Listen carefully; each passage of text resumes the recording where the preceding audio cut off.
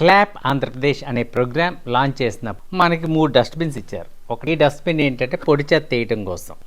So ఇది మనం use చేయాలి పొడి చెత్త వేయటం కోసం. గ్రీన్ కూడా ఇచ్చారు, దాంట్లో ఏంటంటే తడి చెత్త, వెజిటబుల్ వేస్ట్ అలాంటివి వేయటం కోసం ఈ యొక్క డస్ట్బిన్ మనం వాడాలి. రెడ్ డస్ట్బిన్ కూడా ఇచ్చారు, ఇది హానికరమైన చెత్త వేయటం కోసం. దీని మీద మంచి అవేర్నెస్ రోజు ఉదయం మనకు ఉంటుందండి. మున్సిపాలిటీ వారు ఏంటంటే ఈ 3 డస్ట్బిన్స్ గురించి మనకి మంచి అవేర్నెస్ క్రియేట్ చేస్తారు. సో బండి వచ్చినప్పుడు చెప్తారు తడి చెత్త పొడి చెత్త డివైడ్ చేయాలని.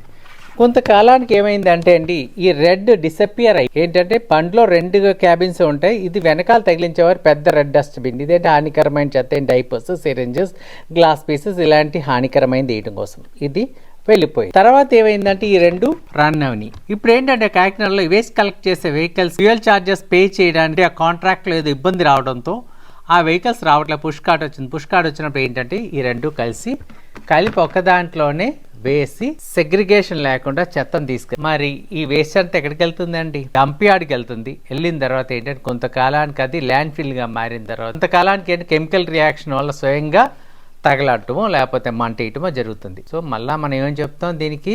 స్వచ్ఛ ఆంధ్రప్రదేశ్, స్వచ్ఛ కాకినాడ, రకరకాల స్వచ్ఛలు వాడుతూ ఉంటాం. ఏదండి స్వచ్ఛత? సో ఈ స్వచ్ఛత ఏం జరగట్లేదండి అయితే. So everything is mixed.